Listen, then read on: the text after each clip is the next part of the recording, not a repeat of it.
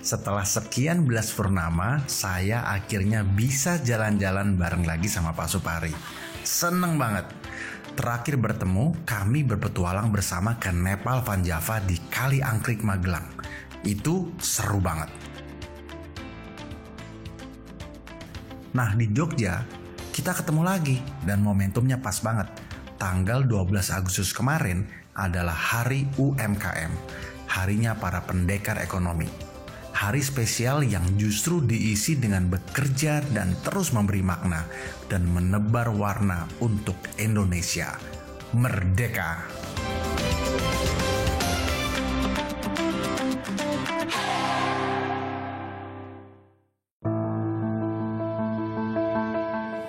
Udah lama ya Pak, kita nggak jalan-jalan ke Malioboro? Ya, pandemi ini, Mas Arto, 2 tahun lah kira-kira. Iya. Kayak berasa 20 tahun ya? Iya. Tapi udah mulai rame nih jalan-jalan. Rame gitu, cuman saya lihat 2 tahun yang lalu seperti ini. Sekarang juga masih seperti ini. Memang orang Indonesia itu punya karakter yang berbeda. Menurut Mas Arto? Iya begitu.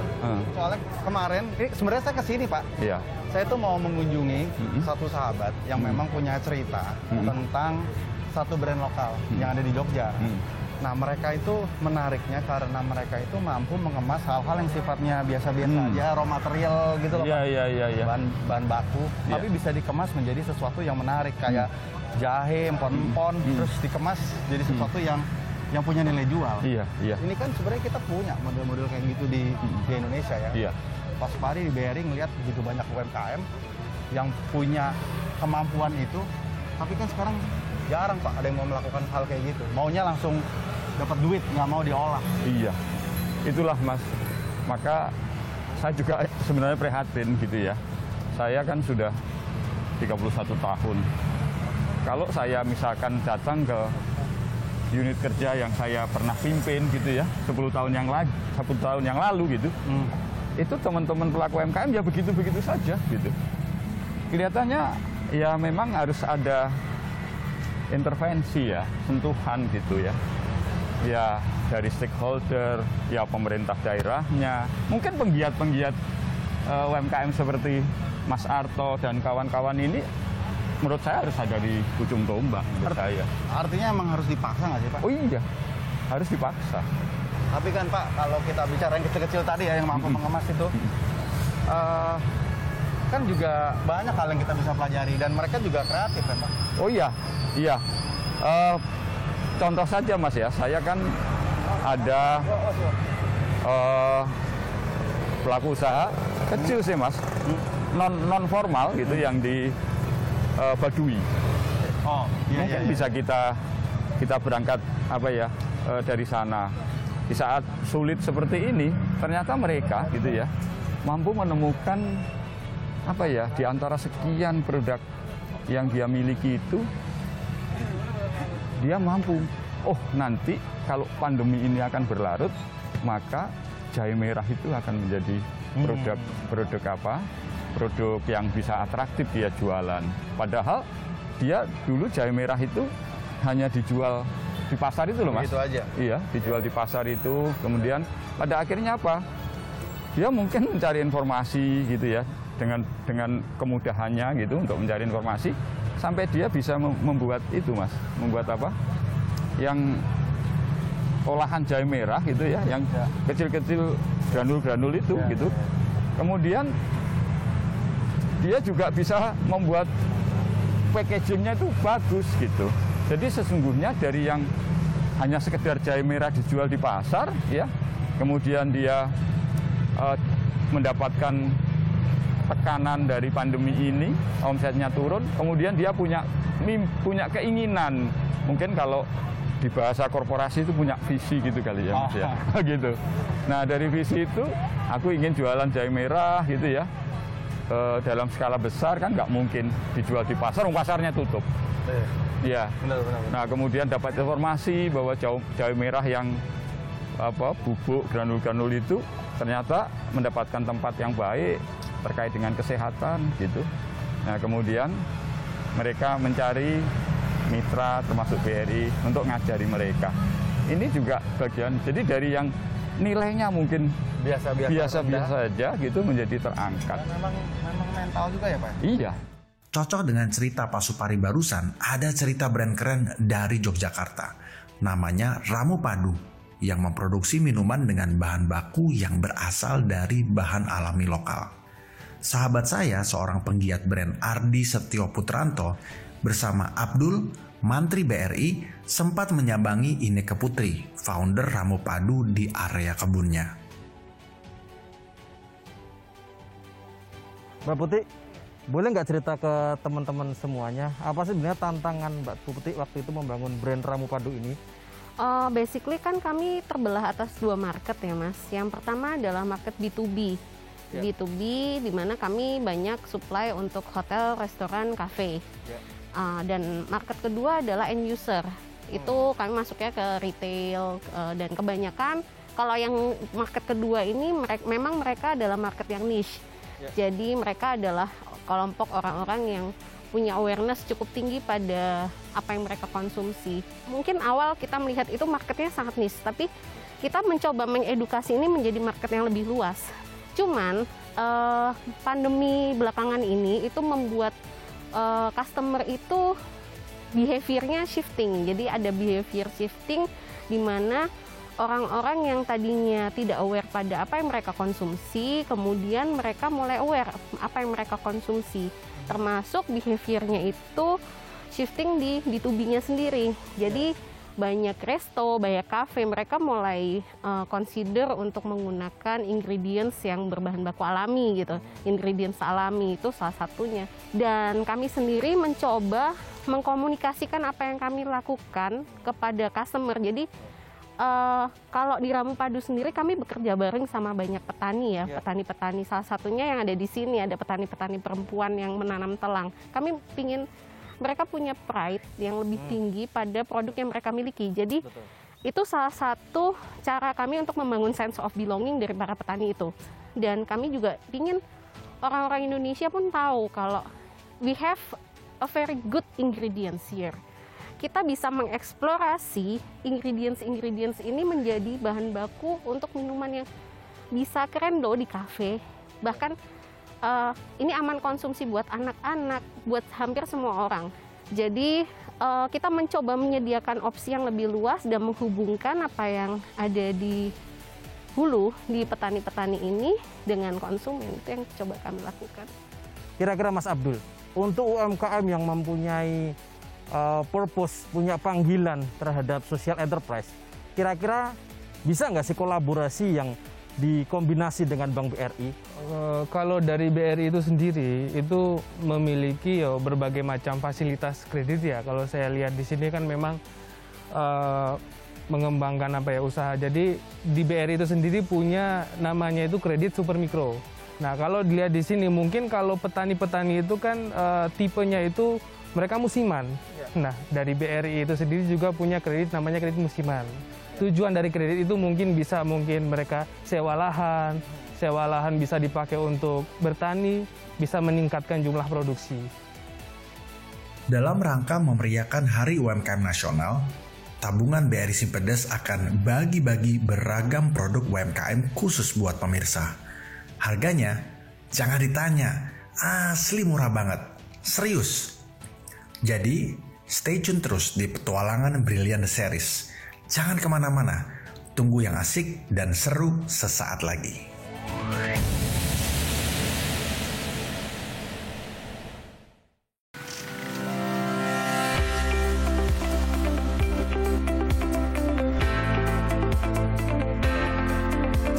Coba kita lihat angkringan ini. Ini kan soal kemasan, Mas.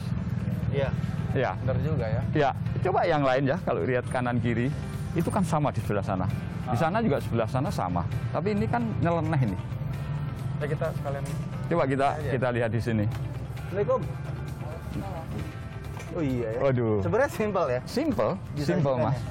Tapi ini kan masih banyak lagi Mas yang bisa kita coba kasih nilai lagi. Ini sangat basic menurut saya. Ya. Hanya sekedar bagaimana berbeda aja dengan kanan kiri. Iya. Iya. Ini juga kalau kita bisa mengemasnya ini bisa punya nilai gitu. Ini juga bisa ini. Iya. Sekedar cat saja Mas mungkin. Ya ini sekedar cat ini saja mungkin bagaimana bisa menarik orang-orang lewat, setidaknya itu menengok ke sini Mas. Saya suka dengan analoginya Pak Supari. Kita memang harus membiasakan menggunakan bahasa dan analogi sederhana buat menstimulus para pelaku UMKM. Saya jadi ingat dengan Pak Iwayan Tuges dari Bali. Bayangkan, gak bisa main gitar, gak ngerti chord, tapi ia bisa bikin gitar yang luar biasa ciamik. Bayangkan, kalau model inisiatif seperti yang dijalankan oleh Pak Iwayan Tuges harus distimulus dengan pemikiran yang rumit dan teori yang berat, saya yakin Blueberry gitar yang keren itu tidak akan pernah hadir. Jadi pertama kali mulai sebagai pemahat. Ya awalnya dari kecil memahat. Dari kecil memahat masuk ke industri gitar. Pasti banyak gagal itu. Oh jelas. Butuh berapa tahun tuh Pak sampai? Emang butuh agak lama. Ini kita bicara nggak ada pemahaman sama sekali tentang cara bikin gitar. Nol, betul-betul nol. Karena nggak ngerti apa itu action, apa itu snare, apa itu saddle, nut, ya segala macam itu. Ya akhirnya setelah 2 tahun baru produk saya, gitar saya siap untuk masuk pasar dunia. Jadi bagi yang baru pertama kali masuk ke dalam sebuah industri, gagal itu sudah menjadi hal yang standar dalam proses membangun brand kita. Ini 2 tahun masih lumayan. Beberapa case tadi bahkan sampai 3-4 tahun. Jadi kalau kita masuk ke dalam sebuah industri baru, membangun brand kita, 1, 2, 3 bulan, 4 bulan gagal, itu biasa. Jadi ini awal mulai bahkan nggak masuk ke pasar lokal tapi langsung dunia. Iya, betul. Pembelinya memang orang-orang bule, orang asing yang memang melihat antara seni sama kualitas suara harus dan sama. memang itu kan penggabungan antara seni barat dan seni timur ya. Ya mungkin baratnya dalam hal pembuatan gitar, timurnya ukir-mengukir tersebut. Jadi kita kolaborasikan antara seni barat dan seni timur. Jadi selalu kalau dengar dari cerita Pak Wayan, saya selalu ingat begitu banyak cerita-cerita bahwa sebenarnya di balik sebuah inisiatif itu pasti ada satu kata kuncinya, namanya kolaborasi. Jadi nggak mungkin Pak Wayan memulai langsung out of the box dapat ide. Pasti akan selalu diinisiatifkan oleh satu momentum, satu kesempatan, satu orang baik yang kemudian bergabung membuat ini menjadi sebuah kenyataan. Nah ini adalah momen yang seringkali kita tidak bisa kontrol. Tapi dalam perjalanan hidup kita akan ketemu dengan momentum-momentum ini. Dan kalau kita bisa menemukan momentum itu dan sabar, kita pasti akan bisa jalan.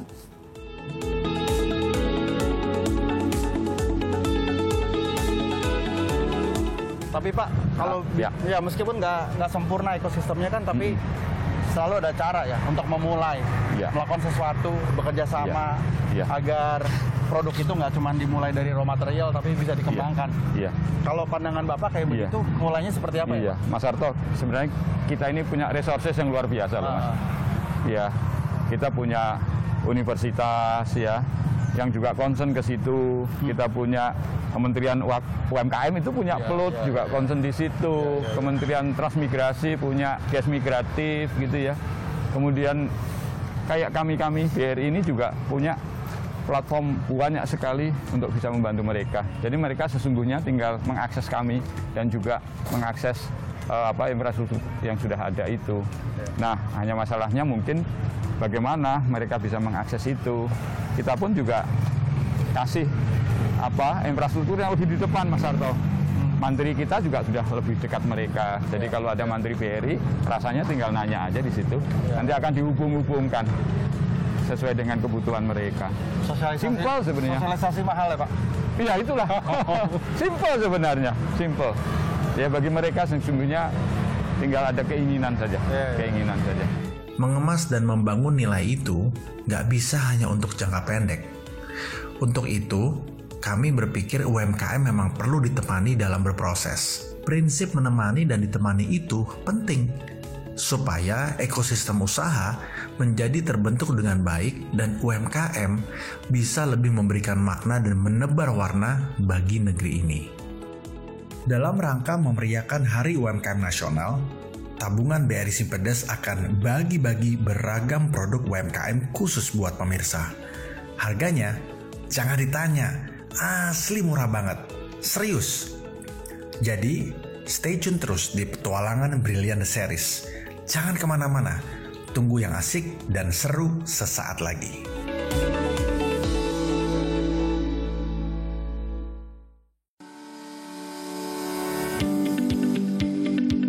Ada brand dari Semarang, Batik Kultur namanya. Saya rasa itu salah satu yang bisa kita jadikan contoh tentang bagaimana sebuah usaha yang sehat akan bisa memberikan maknanya jauh melebihi tujuan bisnisnya sendiri.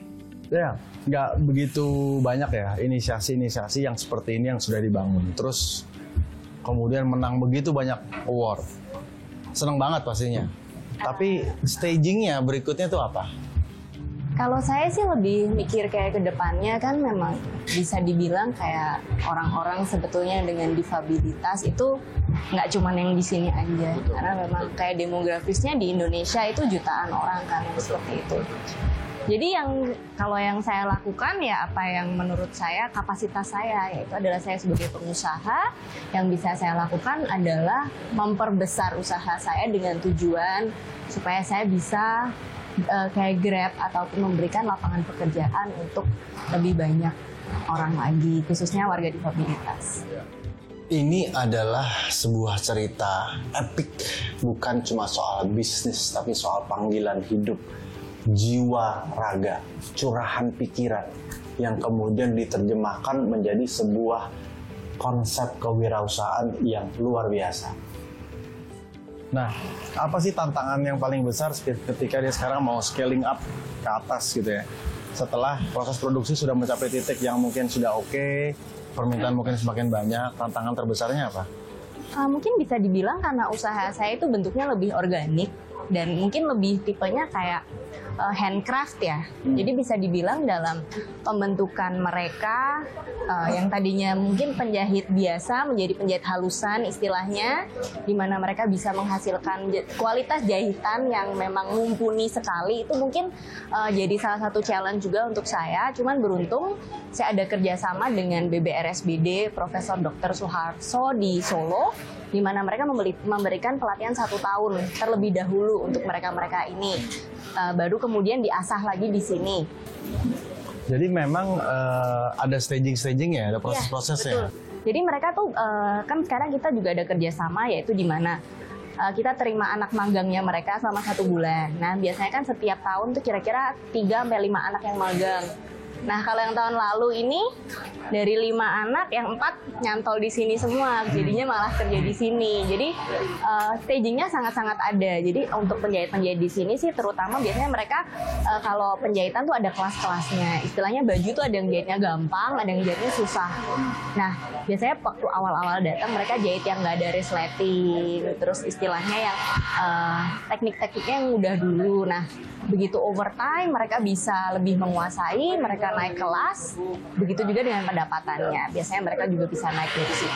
Apa sebenarnya yang dilakukan oleh Dea selain punya story yang menarik tentang ini, tapi apa yang membuat Batik Kultur bisa begitu cepat awareness-nya? Mungkin karena menurut saya kenapa suatu brand itu bisa memorable di otak atau pikiran dari customer-nya adalah satu-satunya adalah dengan kualitas. Karena mungkin oke lah kalau misalnya kita untuk grab attention atau mungkin dengan cerita background kita seperti apa, mungkin untuk first time buyer mungkin bisa sekali belilah. Cuman untuk continuousnya karena kita memang memproduksi barang-barang yang berkualitas dan mereka pun customer-customer kita itu beli bukan hanya sekedar semata-mata karena yang bikin orang difabel ataupun story di belakang itu, tapi memang mereka bisa continue, bisa jadi langganan, bahkan ada yang satu orang punya baju ratusan piece, itu pasti karena kualitas. Jadi kualitas tetap nomor 1 sebagai key to enter the market. Setelah itu there is a story behind it yang strengthening the kualitas itu sehingga kemudian berkelanjutan. Yep. Dea bisa berpikir bahwa landasan dasar dari membangun brand ini bukan cuma soal iba, bahkan tidak boleh iba. Quality adalah kunci untuk masuk ke dalam pasar dan itu yang dibangun oleh Dea. Membangun batik berkualitas standar terbaik dengan menggunakan cerita dan pendekatan yang sangat menyentuh. Itu kuncinya. So kalau bicara ke teman-teman lain yang juga melakukan inisiatif yang sama, membantu para difabel, apa yang dia pikir bisa menjadi hal yang berbeda ketika mereka membangun bisnisnya yang sustainable? Mungkin yang bisa saya saranin tuh mungkin di Indonesia ya, berapa kali pernah saya lihat orang-orang yang dengan mempekerjakan difabel memproduksi barang-barang yang daur ulang, misalnya contohnya kayak tas-tas dari plastik ya? Iya, kayak plastik deterjen ataupun apa. I think it's a good thing, tapi mungkin kalau bisa kritik itu menurut saya bukan bisnis model yang sustainable. Karena of course menurut saya orang beli itu nggak akan selalu beli karena mungkin kan desainnya pun terbatas. Karena modelnya kan harus menyesuaikan dengan sampah ataupun barang daur ulang yang ada. Sementara kalau memang mengerjakan kayak produk-produk yang lagi on demand itu biasanya kan orang memang lebih marketnya lebih besar dan juga mungkin dengan kata lain juga bisa mempekerjakan lebih banyak mereka juga. Melalui keragaman usaha, para pelaku UMKM berhasil menyelamatkan banyak orang dari kegelisahan ekonomi. Mengutip Muhammad Hatta, Indonesia tidak akan terang oleh satu obor besar, melainkan akan terang oleh lilin-lilin kecil yang tersebar di seluruh negeri. Lilin-lilin kecil perekonomian itu harus terus dijaga, didampingi dan distimulus agar mereka bisa menjadi inspirasi makna perjuangan pada masa kini.